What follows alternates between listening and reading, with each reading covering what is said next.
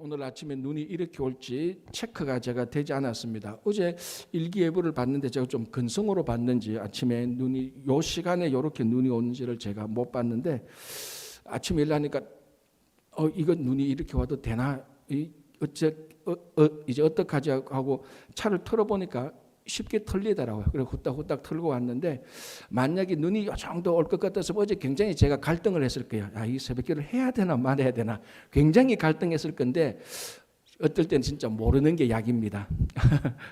진짜 그냥 체크 안 되고 이렇게 하니까 또 오실 분들은 오시고 또 상황이 여의치 않으신 분들은 그러니까 요즘 이제 이 코로나 팬데믹을 거치면서 이 영상을 통하여서 교회는 일이 사실은 더 많아졌죠. 모든 분들이 이제 예배를 드리면서 또 영상 작업을 더 해야 되니까 일은 한두 가지 더 많아졌는데 이런 경우에 이제 실제로 성전에 나오지는 못하지만 그래도 실시간으로 방영되니까 같이 새벽기도에 또 참여할 수 있으니까 참 좋습니다.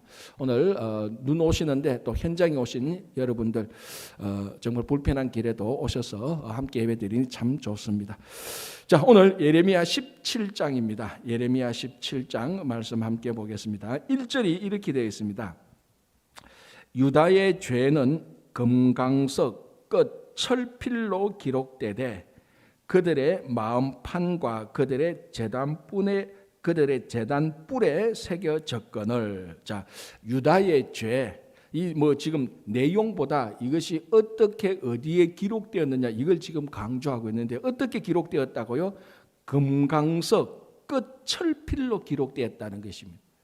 보통은 우리가 그 문구로 쓰죠. 펜이나 붓이나 여러 가지로 옛날부터 고대로부터 내려온 그 문구리로 글을 쓰는데 오늘 유다의 죄는 금강석 끝 철필로 기록했다는 것입니다. 자, 이게 뭘 의미하겠습니까? 철필로 기록했다. 앞으로 지우겠다, 안 지우겠다, 안 지워지겠다, 못 지운다. 철필로. 그래 이거는 사실은 쓴 게 아니고 새기는 거죠. 금강석 철필로 긁어서 새겨 놓는 것입니다. 그런데 이거는 영원히 지워지지 않는다는 말입니다. 유다의 죄가 그만큼 영원히 지워지지 않을 정도로 깊게 새겨져가 있다. 이렇게 의미를 하는, 이렇게 말씀하시는 것입니다. 자, 이것도 중요하지만은 이걸 어디에 새겼느냐? 영원히 지워지지 않을 금강석 끝 철필로 어디에 새겼느냐? 첫 번째, 그들의 마음판과 두 번째, 그들의 제단 뿔에 새겨졌거늘 말합니다. 마음판. 자, 우리가 잠언을 보면은 이 하나님의 말씀을 어디에 새겨라?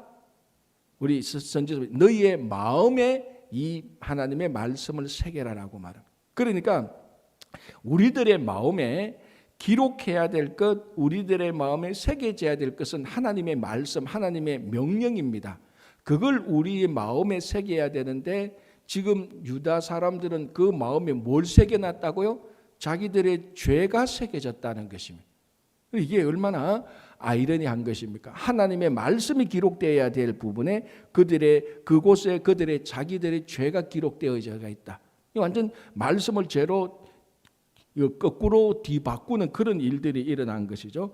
그 다음에 그들의 제단 뿔에 새겨졌거늘. 자, 이 제단 뿔은 죄를 지은 사람이 제단 뿔을 잡으면 죄 용서함을 받게 되는 율법의 조항이 있습니다. 자, 대표적으로 이 일을 한 사람이 누구였죠?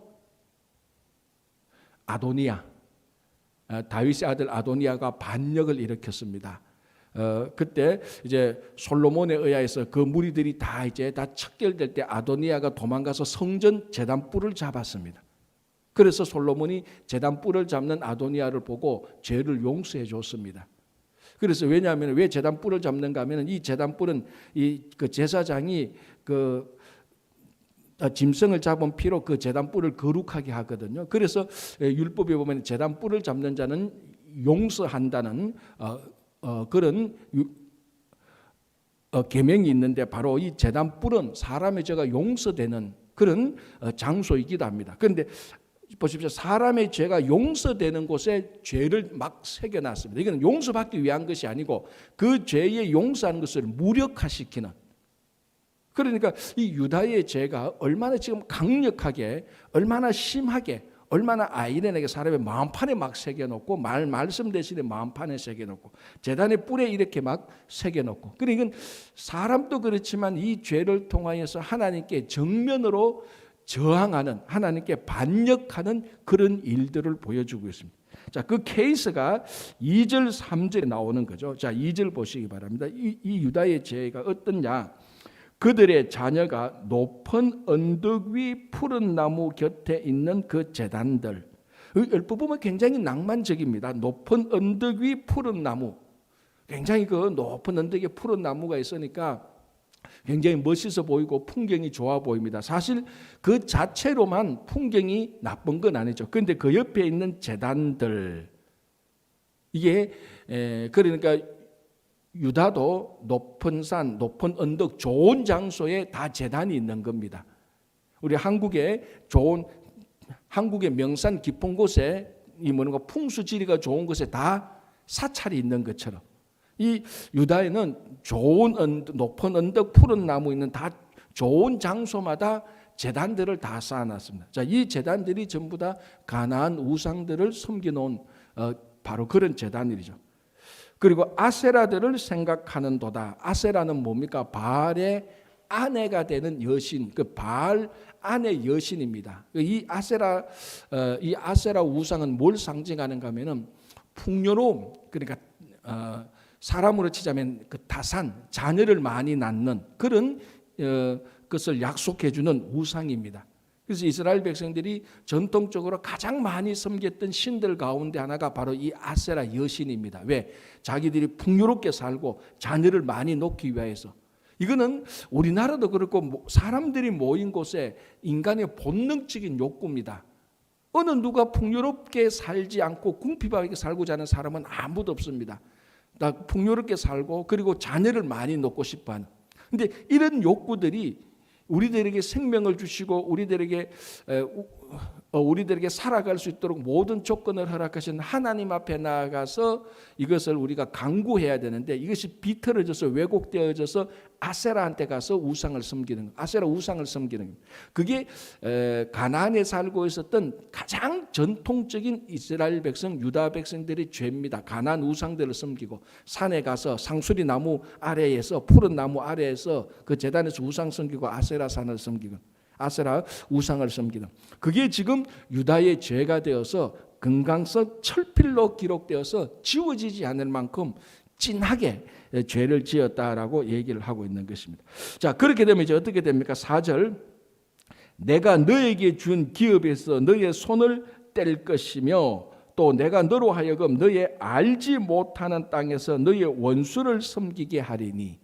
자, 이게 사실은 한마디로 무슨 말입니까? 기업에서 손을 뗄 것이다. 하나님께서 이스라엘 백성들을 가나안 땅을 기업으로 줬습니다. 물론 레위 사람들은 하나님 자신이 기업이 되지만, 그래서 하나님께서 너의 손을, 이스라엘 백성들의 손을 하나님께서 주신 그 가나안 땅 기업에서 손을 떼게 할 것이다.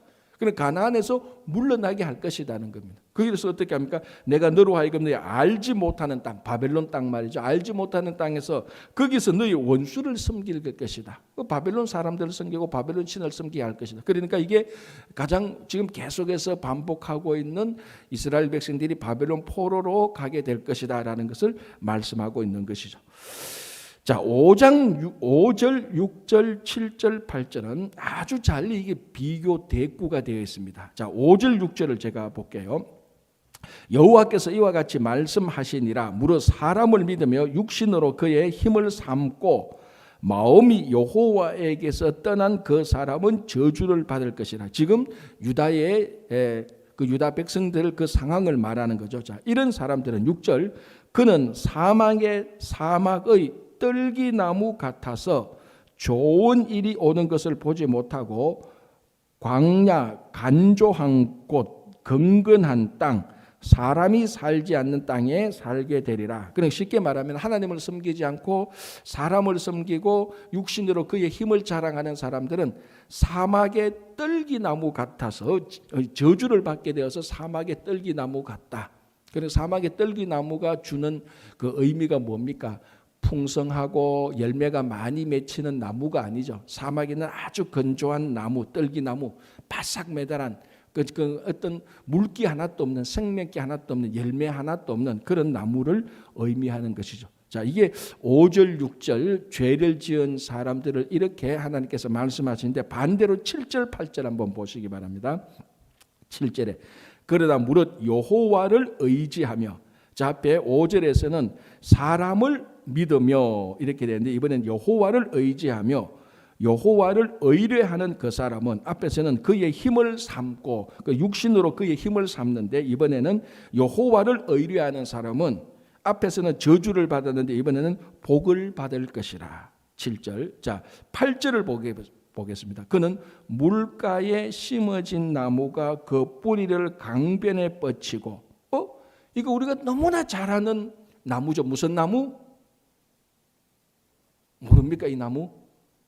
시냇가에 심은 나무. 시편 1편에 있는 나무 아니에요? 그죠? 시냇가에 심는 그 말씀을 좀 그러니까 복 있는 사람은 바로 지금 그 같은 문구가 시편 1편에 있는 문구가 지금 예레미야에 나오는 겁니다. 참 8절. 그는 물가에 심어진 나무가 그 뿌리를 강변에 뻗치고 더위가 올지라도 두려워하지 아니하며 그 잎이 청청하며 가무는 해에도 걱정이 없고 결실이 그치지 아니함 같으리라. 자, 우리 시편을 보면은 복을 받은 가정들이 이런 모습입니다. 그 자녀들이 있고 잎이 청청하고 결실이 많고, 바로 물가에 심어진 나무, 그 뿌리가 깊은 나무, 물가에 심어져서 뿌리가 깊은 나무는 그 시냇가에서부터 물의 공급을 받아서 그 나무의 이파리가 청청하고 푸르고 열매가 많이 맺히는 풍성한 나무인데, 5절 6절은 여호와를 5절 6절은 하나님 대신에 사람을 의지하고 사람의 힘을 자기 힘으로 삼는 사람은 사막의 떨기나무 같이 아주 깡마른 열매도 없는 그런 저주를 받은 나무가 되는데, 여호와를 의지하는 사람은 시냇가에 심은 나무가 된다고 정확히 비교 대조해서 보여주고 있습니다. 자, 그렇다면 이제 우리의 신앙의 결단은 아주 간단한 거죠. 여호와를 의지하는 사람이 되어서 시냇가에 심은 나무가 되어서 풍요로운 결실을 맺는 것이 우리들의 신앙의, 그리고 이 땅에서 살아가는 모습이 되어야 되는 겁니다. 자, 9절. 만물보다 거짓되고 심히 부패한 것은 마음이라. 이거 이미 예레미야 2장에서 한번 나온 말씀입니다. 그죠? 이 지구상에서 가장 부패하고 타락한 것은 무엇인가? 공산주의냐, 아프리카 독재주의냐? 그게 아니고 가장 타락한 것은 뭐라고요? 부패하고 타락한 것은 뭐라고요? 사실 사람의 마음, 이게 정답인데 더 정답은 뭡니까? 내 마음. 그렇게 말하면 딱 맞습니다. 만물보다 거짓되고 심히 부패한 것은 내 마음이라, 이렇게 보면 됩니다. 왜냐하면 이게 여러분 우리가 말씀을 읽을 때에 만물보다 거짓되고 심히 부패한 것은 마음이라 이러면은 은근히 객관적으로 읽잖아요. 내 마음은 아니고 다른 사람의 마음이라 그렇게 읽고 싶어하는 마음의 경향성이 생겨요. 그래서 이럴 때는 딱 대놔놓고 만물보다 거짓되고 심히 부패한 것은 바로 내 마음이라 이렇게 보면은 말씀이 리얼하죠. 자, 그러면은 이렇게 한번 전번에 생각됩니다. 진짜 지옥의 모습은 어떨까? 우리가 드라마나 책이나 상상을 통해서 지옥의 모습을 많이 상상합니다. 또 요한계시록에 나타난 그런 모습들을 통하여서 진짜 지옥의 모습은 우리 각자 마음 속에 있는 것을 다 토해 놓으면 그게 다 지옥입니다. 지금 그렇잖아요. 우리 마음 속에 얼마나 겉으로는 멀쩡한데 마음 속에 살펴보면은 이게 다른 사람에게 말하기도 생각하기도 부끄러울 정도로 부패하고 타락한 것이 바로 내 마음입니다. 그거 다 토해 놓으면은 이 세상은 다 지옥 되는 거예요. 자, 그런데 10절 보시기 바랍니다. 나 여호와는 심장을 살피며 폐부를 시험하고, 무슨 말입니까? 하나님이 내 부패하고 타락한 마음을 안대요. 자, 그렇다면은 우리가 하나님 앞에 심판받아도 할 말이 있겠습니까? 없겠습니까? 보통 이러죠. 하나님, 내가 뭐 잘못했는데요? 저 사람은 저렇게 나쁘게 하는데 난 그래도 저 사람은 100개 잘못했는데 나는 그래도 10개밖에 잘못 안 했고, 내가 그래도 뭐 누구 욕한 것도 없고 누구 물건 훔친 것도 없고 내가 왜 이런 벌을 받아야 됩니까? 이렇게 우리가 억울함을 호소할 수는 있습니다. 그러나 하나님께서 내가 너의 마음의 부패함을 봤다. 그러면은 우리는 그 앞에서 할 말이 없습니다. 내 마음의 부패와 타락이 얼마나 끔찍한지 우리는 알잖아요. 나는 알잖아요. 다른 사람은 몰라도. 내가 알고 하나님을 아는 하나님께서 하신 하나님께서 그 마음의 부패함을 보고 내가 심판하겠다라고 말하면은 그 앞에서 하나님 이거 억울한 심판입니다 하고 말할 사람은 아무도 없어요. 물론 우리가 이 땅에서 살아가면서 행했던 행위 그걸 보고 너를 지옥 가겠다 천국 가겠다 이런 식으로 보상하면 하나님 그래도 비교해 보면은 저 사람의 행위보다는 내 행위가 좀 더 낫지 않습니까? 라고 이렇게 말할 수 있는 빌미는 있겠지만 하나님께서 마음을 살펴버리면 마음을 살펴서 심판하겠다고 말씀하시면 저 사람 마음보다 내 마음이 더 좋겠습니다. 그렇게 말할 사람은 없고 그런 마음을 가진 사람은 없습니다. 다 똑같습니다. 다 심히 부패하고 타락한 것이 우리들의 마음입니다. 그래서 10절에 나 여호와는 심장을 살피며 폐부를 시험하고 그 앞에서 숨기지 못하는 거죠. 자, 그의 행위야 그의 행실대로 보응하나니. 자, 11절 보시기 바랍니다. 불의로 치부하는 자가 자고새가 낫지 아니한 알을 품음 같아서 이게 무슨 말인가 하면은 자고새가 낫지 아니한 알을 품는다는 것은 금방 사라진다는 겁니다. 그러니까 자기가 노력해서 자기가 수고해서 얻지 아니한 것은 금방 사라지는 것처럼 불의로 치부하는 사람, 그렇게 불의로 치부하는 사람이 지금 자기가 가지고 있는 것, 어떤 세상의 명예와 부 이런 것들이 금방 날아가는 것처럼 그의 중년에 그것이 떠나겠고 마침내 어리석은 자가 될 것이다. 이렇게 하나님께서 사람의 마음을 살피면서 심판하시겠다는 그런 의미를 얘기하고 있습니다. 자, 12절 영화로우신 보좌여 시작부터 높이 계시며 우리의 성소이신 하나님의 이제 영광을 말씀하시는 거죠. 그리고 13절 이스라엘의 소망이신 여호와여 이렇게 말합니다. 하나님을 그 여호와여 나의 여호와여 말하지 않고 그 앞에 하나 꾸미는 말을 하죠. 그게 이스라엘의 소망이시다. 자, 우리가 앞에서 하나님께서 유다를 징계할 때 내리는 세 가지 3종 세트 재앙이 있었다 그랬습니다. 칼과 기근과 병.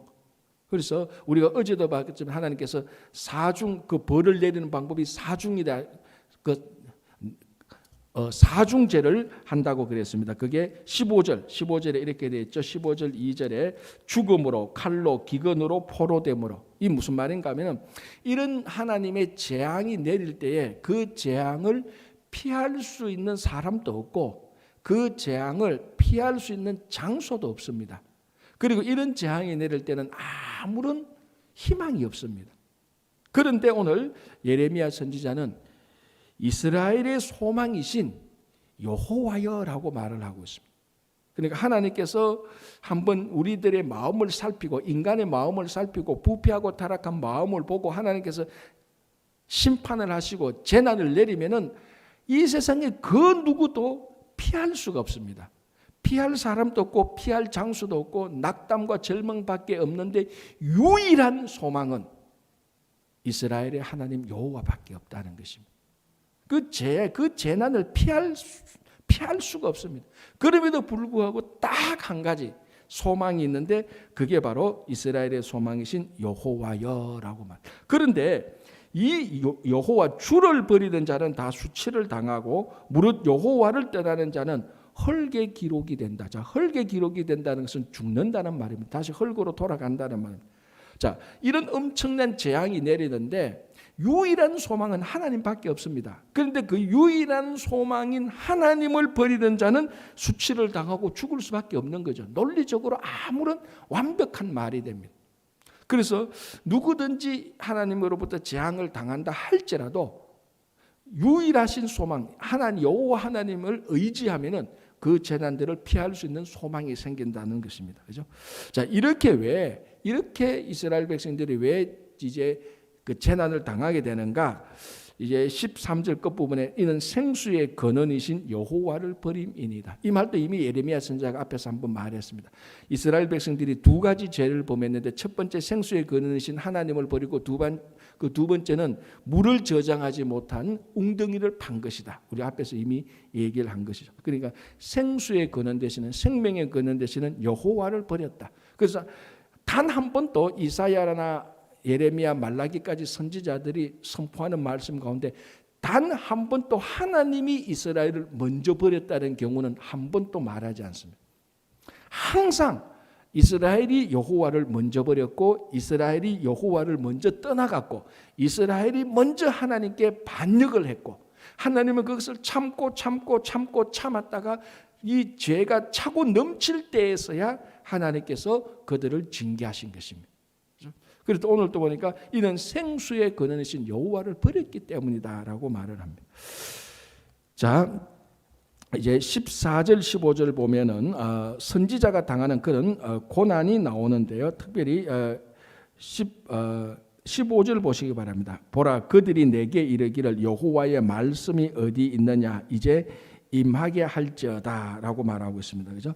자, 보통 이제 선지자들이 받는 그 조롱과 멸시 가운데 하나가 뭐냐면 너희 하나님 여호와가 어디 있느냐 지금 한번 보여보라. 뭐 이런 얘기를 이런 말로 많이 선지자들을 조롱하죠. 오늘은 그와 같은 맥락으로 여호와의 말씀이 어디 있느냐 이렇게 이제 선지자 예레미야를 조롱하고 멸시하는데 16절 나는 목자의 직분에서 물러가지 아니하고 주를 따라 싸우며 재앙의 날도 내가 원하지 아니하였음을 주께서 아시는 바라. 내 입술에서 나온 것이 주의 목전에 있나이다. 자, 앞부분에 나는 목자의 직분에서 물러가지 아니하고 이렇게 말합니다.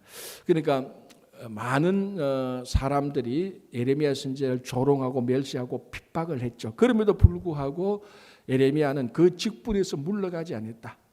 이게 우리가 이제 선지자들로부터 선지자들의 삶으로부터 배워야 되는 교훈이 바로 이런 것입니다. 우리 그 선지자들이 하시는 말씀, 선지자들이 선포하는 말씀도 들어야 되지만은 또 하나 그 선지자들의 말씀을 선포하면서 선지자들이 살아가는 그 삶에서 배워야 될 교훈도 굉장히 중요합니다. 그게 이제 오늘 예레미야 선지자를 보니까 뭐라고 말합니까? 내가 조롱을 당하고 멸시를 당해도 이 목자의 직분, 하나님께 주신 이 선지자의 직분에서 물러가지 않았다라는 것이.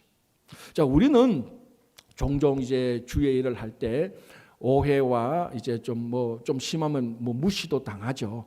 멸시까지는 모르겠습니다만 어쨌거나 오해 당하는 일은 많죠. 사역을 하다 보니까 충분히 대화가 안 되어서 충분히 잘 이해하지 못해서 오해 당하는 경우는 흔히 있습니다. 그런데 우리가 이제 그런 오해를 당할 때 좀 무시를 당할 때마다 늘 우리 마음은 내가 떠날까 어디를 떠날지는 모르겠지만 마음이 그 사역에서 떠나기도 하고 아이고 내가 그만둬야지.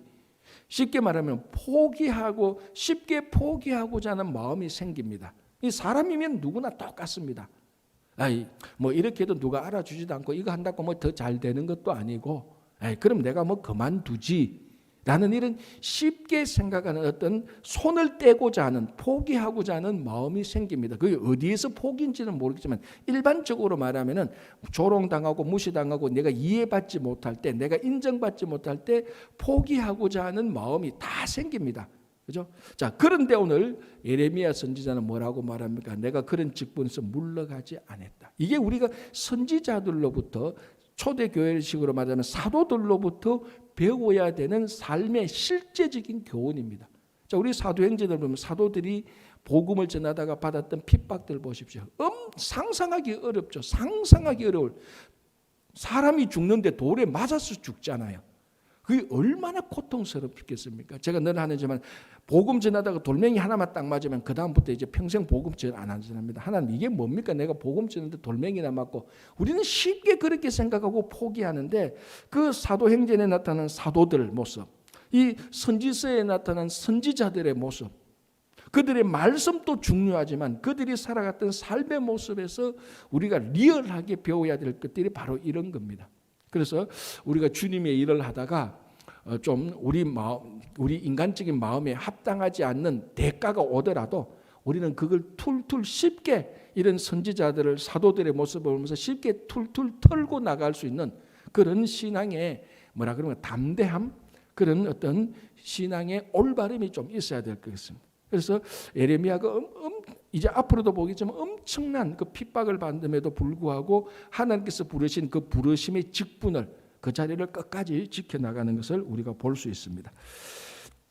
자, 이제 여기 마지막 18절을 한번 보시기 바랍니다. 나를 박해하는 자로 치욕을 당하게 하시고 나로 치욕을 당하게 마옵소서. 그들은 놀라게 하시고 나는 놀라게 하지 마시옵소서. 재앙의 날을 그들에게 임하게 하시며 배나 되는 멸망으로 그들을 멸하소서. 자, 이제 박해하고 멸시하는 사람들의 이 심판권을 선지자가 직접 해결하지 않고 하나님 손에 맡기는, 제가 전번에도 지난주에 이런 말씀을 드렸던 기억이 납니다. 선지자는 하나님의 말씀을 맡았지 심판을 맡은 사람은 아닙니다. 그죠? 선지자는 말씀만 전하게 되지 심판은 하나님에게 맡기는 겁니다. 보통 이제 우리는 그 반대로 좀 하려고 그러죠. 복수는 내가 하고 하나님께서 말씀을 전하고, 뭐 이런 좀 안 좋은 삐딱한 생각이 들 때가 있는데, 이 선지자로부터 배워야 되는 게 또 이거죠. 하나님의 말씀을 맡았지 심판하고 복수하는 것은 우리의 소관이 아닙니다. 말씀을 전하는 것이 우리 소관이죠. 그렇죠? 그래서 오늘 또 18절에 예레미야 선지자가 나를 수치를 주고 멸시하는 자들을 하나님께서 해결해 주십시오라고 그 심판권을 맡기는 겁니다. 자, 19절부터 27절까지는 길게 안식일을 지키는 것에 대하여서 중요하게 선지자가 말을 하는 것입니다. 뭐 한마디로 말하면 19절에서 27절까지는 한마디로 딱 말하면 안식일을 지키라는 것입니다. 그리고 또 다른 말로 하자면은 같은 의미지만은 왜 이스라엘이 또는 유다가 망했나, 그 중요한 이유 중에 하나가 안식일을 제대로 지키지 않았기 때문이라고 지금 얘기를 하고 있는 것입니다. 자, 이 안식일 지킴의 문제는 오늘날 예수 그리스도께서 부활하시고 예수님을 우리가 구주로 섬기는 우리들에게는 이 안식일 지키는 문제를 우리가 보통 주일을 성수한다 이렇게 말합니다. 같은 맥락이죠. 사실 안식일은 토요일 아닙니까? 달력으로 따지자면 토요일이지만 우리는 일요일, 주일을 구약의 안식일로 대체해서 지킵니다. 자, 이 대체하게 된 것은 이 주일 일요일 날에 예수님께서 부활하셨고 초대교회 때 그래서 예수님을 따르는, 예수님을 믿는 자들이 자연스럽게 부활하신 날, 안식일 다음 날 주일날을 모여서 그들이 예수님을, 부활하신 주님을 기념하고 하면서 이 날이 이제 안식일을 대체할 수 있는, 그러니까 이 날이 이제 안식일이 돼서 우리가 지금까지 주일을 지키고 있습니다. 그래서 구약에서 안식일을 지키는 것은 오늘날 우리가 토요일 안식일 지키는 것이 오늘날 우리들에게는 달력의 용어로 하면 일요일날 우리가 예배를 드린 주일 성수하는 것하고 마찬가지입니다. 자, 그래서 안식일 지키는 것은 주일 성수인데, 자, 그렇다면은 이 마지막에 유다가 멸망하는 중요한 원인이 안식일을 제대로 지키지 못했기 때문입니다. 자, 오늘날 그렇다면은 우리말로 표현을 바꾸자면 우리가 지금 뭐를 중요하게 여겨야 됩니까? 주일 성수한 것을 중요하게 여겨야 됩니다. 자, 요즘 뭐 주일 성수 이렇게 말하니까 이게 구닥다리 표현 아닙니까? 옛날에. 그러니까 주일 성수 그러면은 목사님 그 말 요즘 못 듣는, 알아듣지 못하는 젊은이들이 많아요라고 말할 정도로 주일 성수라는 이 말은 우리 성도들의 삶에서 옛날부터 계속해서 내려오는 이게 신앙의 올바름이거든요. 뭘 알 수 있는가 하면은 이 종말이 가까우면 가까울수록 의외로 주일 지키는 개념을 계속해서 희석시킵니다. 자, 오늘 이 예레미야 선지자가 이렇게 19절에서 27절까지 유다 말기에 망하는 것에 대하여서 안식일 지키는 것을 그렇게 중요하게 지금 선포하고 있습니다. 그리고 여러분 나중에 이미 우리가 앞에서 본 거죠. 시대적으로 따지자면 나중에 바벨론 포로로 잡혀갔다가 바벨론 포로에서 귀환할 때 그때 다시 이스라엘을 회복시키기 위해서 나타났던 그 학자들이라고 말하죠. 에스라와 같은 이런 학자들이 특별히 에스라 같은 사람들이 가장 중요하게 선포했던 말씀이 뭔가 하면 안식일 지키는 거였습니다. 자, 우리가 신앙생활 하다 보면은 우리들이 지켜야 될 그 규례들이 굉장히 많습니다. 그 중에 가장 중요하게 에스라 선지자가 말했던 것은 너희들이 이제 안식일을 제대로 지켜야 된다는 거예요. 왜? 이 예레미야 선지자가 했던 말하고 일맥상통한 것이 예레미야가 유다가 망하는 것은 안식일을 제대로 안 지켰기 때문이라고 지금 말을 하고 있습니다. 중요한 이유 중에 하나가 이것만은 아니겠지만은 그리고 에스라가 다시 바벨론 포로에서 귀환하고 난 다음에 다시 이스라엘을 회복시키는데 너희들은 안식일 안 지키고서는 회복이 안 된다는 거예요. 그러니까 예레미야 선지자는 너희들이 안식일을 지키지 않는 한 이 나라는 망한다는 겁니다. 나중에 에스라 선지자는 이 나라가 다시 회복하기 위해서는 안식일을 지키지 않는 한 나라가 회복되지 않는다는 거예요. 그러니까 안식일을 지키지 않으면 나라가 망하고 이 나라를 회복시키는 것은 안식일을 지키는 것이라는 것이죠. 오늘날 우리가 말하면 주일 성수를 하지 않으면 반드시 망한다는 겁니다. 그런데 우리가 삶이 회복되기 위해서는 반드시 주일을 성수해야 된다는 것입니다. 요거 하나만이 전체 다는 아니지만 이거를 빼고는 얘기가 안 되는 겁니다. 자, 가장 쉽게 말해서 주일 성수를 하지 않는 사람치고 신앙 좋은 사람은 저는 100% 없다고 생각해요. 저는 어떤 사람은 그래도 목사님 주일 안 지켜도 하나님과 올바른 관계를 맺고 있으면 신앙이 좋죠. 그런 이상한 아이디어란 얘기하지 마십시오. 사람은요 육신을 가지고 이 땅에서 살고 있는 현실적인 사람입니다. 현실적인 사람이 신앙생활하는데 주일을 성수하지 않고 신앙생활이 좋다. 자기가 자기를 속이는 것이고 하나님을 속이는 행위입니다. 그럴 리가 없어요. 그럴 리가 없어요. 이거는 제 말을 믿어도 됩니다. 그럴 리가 없어요. 물론 주일을 잘 지킨다고 해서 신앙이 다 좋은 건 아니지만은 거짓으로 지키는 경우도 있지만은 그러나 진심으로 주일을 지키는 자는 그 신앙이 나쁘지 않습니다. 그토록 이제 형식적으로 외식적으로 지키는 것은 문제지 반대로 주일을 제대로 지키지 않는데 신앙이 좋다? 그거는 세상 사람들이 논리적으로 이론적으로 말하는 그런 걸 가지고 궤변이라고 말해요. 그게야말로 진짜 궤변이에요. 그러나 주일을 지켜야만이 정말 우리들의 신앙이 회복되는 겁니다. 지금 안식일을 지키는 것은 바로 이것을 말하는 거예요. 그리고 하나는 이 종말이 가까울수록 주일을 지키는 개념을 자꾸 이런 이유 저런 이유들로 계속해서 희석시킵니다. 자, 이제 우리가 지금 코로나 팬데믹 가운데 예배, 주일 지킴에 대해서 우리가 굉장히 지금 많은 혼란과 새로운 정체성을 가지기 시작합니다. 그러나 이게 모습은 바뀔 수 있겠지만은 지금 우리가 코로나 이전하고 코로나 이후에 예배를 지키고 주일을 지키는 것이 좀 변형은 분명히 좀 생길 겁니다. 그러나 변형은 모습이 좀 바뀔 수는 있겠지만 주일을 성수해야 되는 본질은요 하나도 바뀌지 않습니다. 자, 주일 성수의 핵심이 뭡니까? 하나님께 예배 드리는 겁니다. 내가 주일을 성수한다 그래놓고 예배 안 드린다 그거는 진짜로 주일을 성수하는 게 아니죠. 물론 주일을 성수하는 것은 예배뿐만이 아닙니다. 다른 것도 다 포함되죠. 주일 성수를 하는데 예배를 지키지 않는다, 예배를 드리지 않는다 그거는 안 되는 거죠. 그는 어떻게 보면은 우리 신앙의 틀을 계속해서 유지하고 우리 신앙을 계속해서 붙들고 있는 가장 중요한 것 중에 하나는 주일날에 예배를 드리는 겁니다. 이거는 천하가 없어도 예수님 올 때까지 이 사실은 영원토록 변함이 없습니다. 이걸 이제 이런 핑계 저런 이유들로 합리적인 이유들로 자꾸 주일날 예배 드리는 것을 변형시키고 자꾸 희석시키려고 하는 이런 세태에 대하여서 우리는 경종을 울려야 되고 그럴수록 우리는 또 주일날에 예배 지키는 이것은 우직스럽게 지켜야 돼요. 우직스럽게. 그게 그렇게 우직스럽게 여러분 어떨 때는 진리는 우직하게 지켜야 돼요. 잔머리 돌리면서 진리 지켜가지고 진리는 지켜지지 않습니다. 그래서 우리가 주일날 예배를 드리는 것은 예수님 오실 때까지 계속해야 되는 거예요. 물론 상황에 따라서 모습은 좀 바뀔 수가 있어요. 그래서 우리가 코로나 팬데믹이 되면 주일날 예배를 드리고 영상으로라도 예배를 드리는 것이 중요하게 된 것이죠. 어제 제가 어떤 신문에서 봤는데 참 반가운 소식을 하나 들었어요. 우리 뉴욕에 제가 이름을 적어왔습니다. 뉴욕주 연방 대법원 판사 가운데 일본 사람이 한 사람 있더라고요. 이게 키요 마츠모토라는 뉴욕주 연방 판사인데 마츠모토니까 일본 사람이죠. 사진 떠보니까 일본 여자더라고. 이 사람이 뭘 하나 결정했는가 하면 앞으로 뉴욕주에서 예배 제한을 영구 금지시켰어요.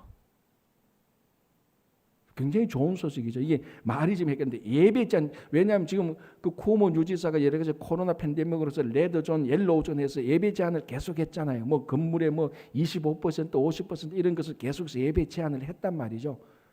그런데 어제 신문에 보니까 뉴욕주의 연방 판사 한 사람이 이제 뉴욕주에서 결정해서 뉴욕주에서는 예배 제한은 영구 금지다. 그러니까 이제는 뉴욕주에서 우리한테 예배 제한을 명령 못 하는 겁니다. 그러면 지금 우리가 빽빽하게 모셔야 되는 그건 또 아니에요.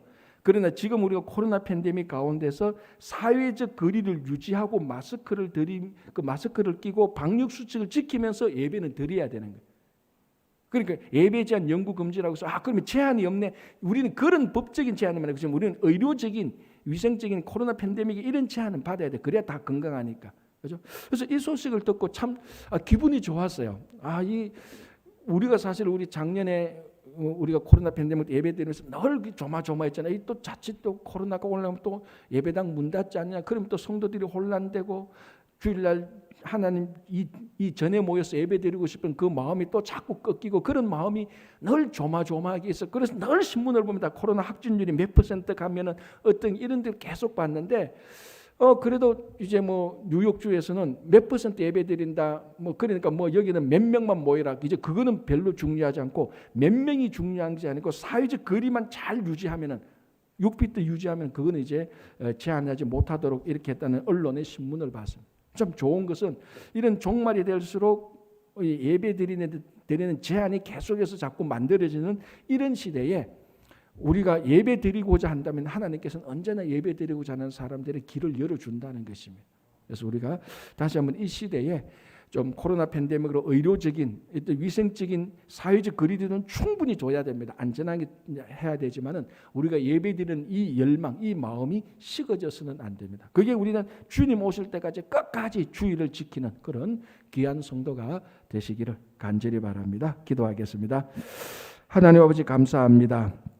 오늘도 우리가 함께하면서 밖에 눈이 왔지만 또 불편하지만 그래도 저희들 주님 앞에 나와서 예배를 드리고 기도를 하고 또 특별히 영상으로 함께 예배드리는 기도에 참여하는 모든 분들에게도 주님께서 은혜를 주시옵소서. 오늘 하루도 주님의 말씀으로 시작하오니 주님께서 우리를 지켜주시고 붙들어 주시고 인도해 주시고 건강과 재정과 가정과 일터에 여러 기도 제목들이 있습니다. 주님 다 들어서 응답하여 주시옵소서.